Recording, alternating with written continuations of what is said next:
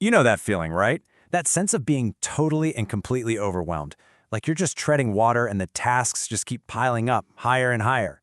Well, it turns out there's this really powerful shift in mindset that can help us go from constantly reacting to stress to actually getting ahead of it and preventing it from even happening.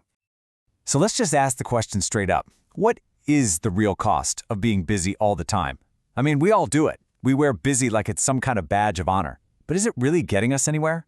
There's a hidden price we pay when just being occupied tips over into being completely overwhelmed. And that's the real trap, isn't it? It is a super slippery slope. Look, being engaged and productive is awesome. But that state of just being busy can turn into a grind real fast. And before you know it, all that good energy just turns into a frantic struggle to stay afloat. It's that tiny little shift from you running your day to your day running you.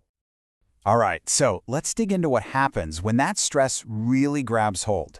We're going to look at the anatomy of overwhelm, drawing on a pretty personal story that shows exactly what it feels like from the inside.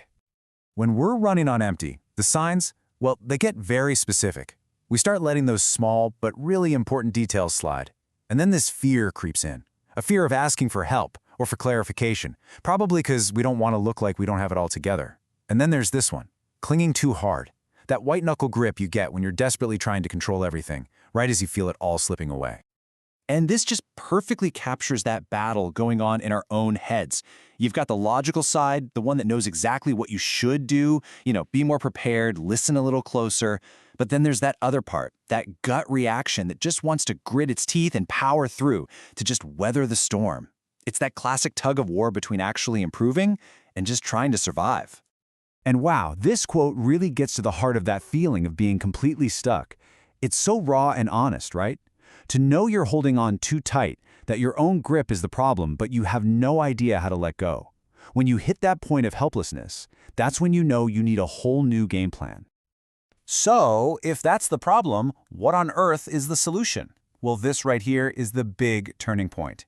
It comes down to a single word that unlocks a whole new way of thinking about these kinds of challenges. And that word is obviate. So what does it mean?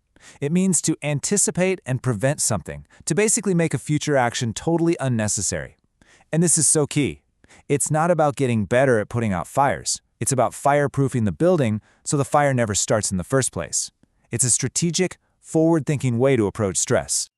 So this whole concept of obviating problems, well, it leads us right here to figuring out what the smartest step forward actually looks like. It's all about making that huge shift from being reactive to being truly proactive. I want you to really let this quote sink in for a second. Sometimes, the smartest step forward is the one that quietly makes the next step unnecessary. It's such a brilliant idea. The most intelligent thing you can do isn't always the biggest, loudest action. A lot of the time, it's the quiet, clever move that just completely clears the path ahead of you. Okay, so that sounds great in theory, but how do we actually do it? Well, you can break it down into 3 steps.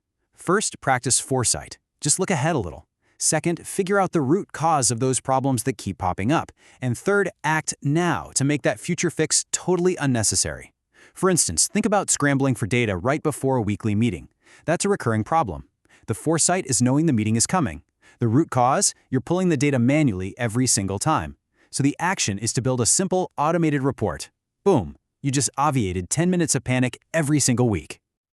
And at the end of the day, this is what it all boils down to. Real productivity isn't about working more hours or just muscling through the chaos. It's about being strategic. It's about doing the right thing at the right time so that the future version of you can breathe a little easier. So, I'll leave you with this to think about. Look at your day tomorrow, your work, your home life, whatever. What is one small, nagging frustration that you could just obviate? What's one single action you could take that would quietly make a future task just disappear? That's the power of this whole idea. Thanks for tuning in.